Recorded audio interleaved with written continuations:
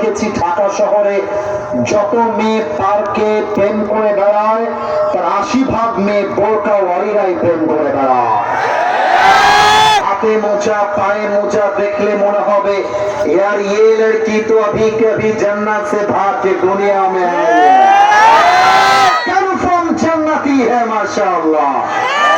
কিন্তু আজকালকার বোরকাওয়ালি মেয়েরা বোরকা পরে একাই 4টা ছেলের নাকের ডগায় রশি লাগায় ঘুরিয়ে বেড়ায়। আর আমি বলতে লজ্জা পাচ্ছি, but I am forced to talk like this.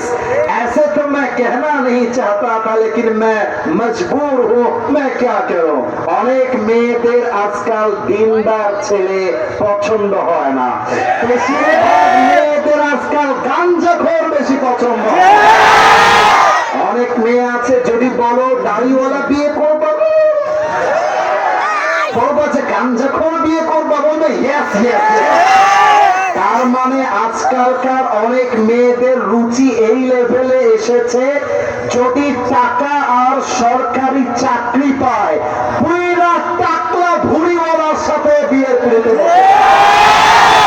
এমন মেয়ে যদি থাকে আল্লাহ তাদেরকে হেদায়েত দান করুক, আমিন। আর এখানে অনেক বাবারা এসেছেন, আমার মায়েরা অনেক এসেছেন। আমি আবার কবে আসবো জানি না, আপনাদের কাছে আবদার রেখে গেলাম আমার যুবক ভাই তাকে যত দ্রুত সম্ভব বিয়েটা দিয়ে দেয়। আমি তো আমার মাঝে বলেছিলাম শীতকালে কম্বল দিয়ে শীত দূর হবে না, দিয়ে দূর হবে না। যুবকদের শীত দূর করতে যুবকদের ঘরে বিয়ে দরকার। এবারের সংগ্রাম বিয়ের সংগ্রাম, এবারের সংগ্রাম চরিত্র রক্ষার সংগ্রাম, এবারের সংগ্রাম গার্লফ্রেন্ডকে বাদ দিয়ে বউ ধরার সংগ্রাম। আল্লাহ তুমি যুবকদের মনের আশাকে বউ দিয়ে পূরণ করে দাও, বল আমিন। এই যে আমিন কয় না ওই শালা বউ পাবে না। আরে জোরে সোরে কম নিয়ে আমিন। এই দেখেন ওয়াজও করতেছি, প্রশ্ন আসছে, ওই একই প্রশ্ন। আসি হুজুর সালাম নিবেন, আসসালামু আলাইকুম। আমার সাথে একজন মেয়ের দীর্ঘদিনের সম্পর্ক আছে, বাপ মা মানছে না, এখন আমার করণীয় কি? আমার কথা বাপ মাকে আমরা বোঝাতে চাই, আব্বা যান R15 দিয়ে আমার চরিত্র ঠিক হবে না।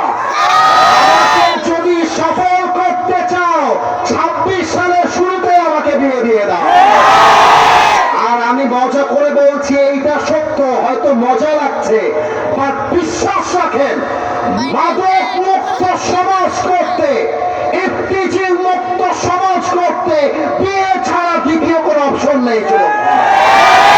সব সময় 2 হাত করে তাকবীর দাও, নারে তাকবীর।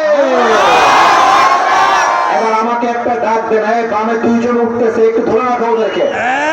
আমাকে তাকান, আমার দিকে বলেন আসিফ হুজুর আমরা টাঙ্গাইলের সন্তান, আপনাকে ওয়াদা দিলাম দোয়া না করে আমরা কেউ উঠে মাথাটা ঝাঁকিয়ে বলবেন যাব না, আর भी जोर से बोलो যাব না। কিন্তু আমার কপাল আজকে ভালো, ধাক্কা ধাক্কি আজকের মাহফিলে বলতে গেলে একদমই নেই। ছেলে পেলে ধাক্কা দিয়ে লাঠি দিয়ে আমাকে মাটিতে শোয়ায় দেয়, আমি শুয়ে যাই, ও শুয়ে থেকেই সেলফি তোলে। যদি বিশ্বাস না হয় ফেসবুকে আপনারা দেখতে পারেন। ওই